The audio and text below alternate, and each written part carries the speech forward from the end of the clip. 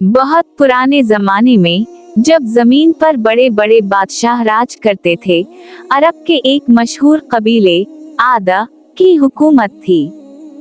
आद कौम ताकतवर, ज़हीन और लंबी उम्रें पाने वाली थी। उनके शहर बुलंद वाव बाला इमारतों से भरे हुए थे और उनकी सल्तनत दूर दूर तक फैली हुई थी। आद के बादशाह इरम का एक बेटा पैदा हुआ जिसका नाम शददाद रखा गया। इसकी पैदाइश के वक्त आसमान पर एक सुर्ख चांद चमक रहा था और एक लंबा शहाबे साकिब जमीन के पार गुजरा। अहल दानिश ने कहा, ये बच्चा गैर मामूली किस्मत लेकर आया है, मगर ये किस्मत उसे अजमत देगी या बर्बाद करेगी, ये वक्त ही बताएगा। शददाद बचपन से ही आम बच्चों से मुख्तलिफ था। वो खेल कूद के बजाय दानिश्वरों, जंगजुओं और उलमा की महफिलों में बैठकर इल्म हासिल करता।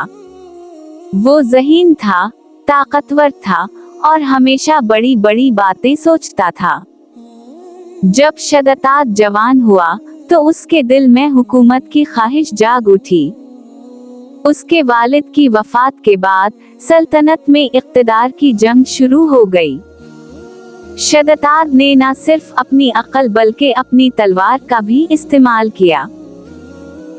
अब शददाद सिर्फ बादशाह नहीं बल्कि एक फातिह बन चुका था। इसकी फौजें एक के बाद एक मुल्क फतह करती गईं और जल्द ही इसकी सल्तनत अरब से लेकर फारिस और मशरिक के पहाड़ों तक फैल गई। दुनिया उसका नाम खौफ और हैरत के साथ लेने लगी। लेकिन ताकत शददाद के लिए काफी ना थी। वो हमेशा कुछ और चाहता था। इसने ख्वाब देखा कि वो दुनिया में जन्नत बनाएगा, ऐसी जन्नत जो खुदा के वादे से भी बेहतर हो। एक दिन शददाद अपने दरबार में बैठा था कि एक बुजुर्ग ने जन्नत की सिफात बयान की। वहाँ बागात होंगे, दूध और शहद की नहरें बहेंगी, महल्लात सोने और चांदी के होंगे और वहाँ के बासी हमेशा जिंदा और खुशहाल रहेंगे। ये सुनकर शददाद के दिल में एक नया ख्याल आया, अगर खुदा ने जन्नत बनाई है तो मैं क्यों नहीं बना सकता। मैं खुद अपनी जन्नत तख्लीक करूँगा। उसने अपने बेहतरीन मामारों, कारीगरों और मजदूरों को हुक्म दिया। सदियों तक इसके लोग काम करते रहे। आखिरकार इरम ज़ात अलमात यानी सतूनों वाला शहर तैयार हो गया। ये शहर जमीन पर जन्नत की मानिंद था। इसके बाग हमेशा हरे भरे रहते, दूध और शहद की नहरें बहती थीं, सोने और जवाहरात से बने महल्लात चमकते थे, हवा खुशबुओं से महकती थी। जब शददाद ने इस शहर को देखा तो फख्र से बोला, ये है मेरी जन्नत, अब मुझे किसी और जन्नत की जरूरत नहीं। शददाद की हद से बढ़ती हुई तकब्बुर और गुरूर की खबरें हर जगह फैल गईं। कुछ बुजुर्गों और नबियों ने उसे खबरदार किया, खुद को खुदा के बराबर ना समझ, जमीन पर कोई भी आसमान का मुकाबला नहीं कर सकता। मैं जमीन का सबसे बड़ा बादशाह हूँ। मैंने अपनी जन्नत खुद बनाई है, अब मुझे किसी खुदा की जरूरत नहीं। आखिर वो दिन आया जब शददाद ने अपनी जन्नत में दाखिल होने का फैसला किया। वो सोने के कपड़ों में मलबूस अपने हजारों सिपाहियों और खादिमों के साथ इरम के दरवाजे पर पहुंचा। जैसे ही उसने जन्नत में कदम रखने की कोशिश की, आसमान गरज उठा। तूने अपने गुरूर में खुदा को ललकारा। अचानक आसमान सियाह हो गया, जमीन हलने लगी, आसमान से आग बरसने लगी और एक जोरदार आंधी उठी जो हर चीज को तबाह करने लगी।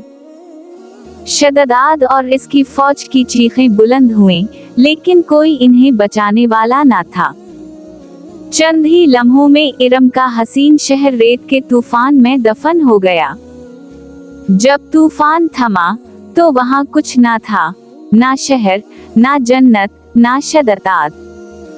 कहते हैं कि शदताद वहीं तूफान में हलाक हो गया और इसकी लाश कभी नहीं मिली, मगर कुछ रिवायात में कहा जाता है कि वो बच गया, लेकिन सारी जिंदगी भटकता रहा, कभी सुकून ना पाया, अपनी खोई हुई जन्नत को याद करता रहा। लोग आज भी कहते हैं कि अरब के सहराओं में कहीं इरम की गुमशुदा जन्नत दबी हुई है। कभी कभी मुसाफिर वहां से गुजरते हैं और रेत में अजीब वाव गरीब सुतून देखते हैं। जो भी इस गुमशुदा शहर को तलाश करने की कोशिश करता है, वो किसी ना किसी मुसीबत का शिकार हो जाता है, क्योंकि वो मकाम गुरूर और बगावत की निशानी है। शददाद की कहानी हर इस इंसान के लिए सबक है जो ताकत और गुरूर में खुद को खुदा समझने लगता है। कोई इंसान कितना ही अजीम क्यों ना हो, वो फानी है। दुनिया की कोई भी दौलत या ताकत खुदा के सामने कुछ नहीं। जो गुरूर करता है, वो एक दिन मिट्टी में दफन हो जाता है। आज भी जब अरब के सहराओं में तेज आंधियां चलती हैं, तो मुसाफिर कहते हैं कि हुआ में कोई आवाज आती है। कहते हैं ये शदताद की रूह की फरियाद है, जो हमेशा के लिए अपनी खोई हुई जन्नत को पुकारता रहता है।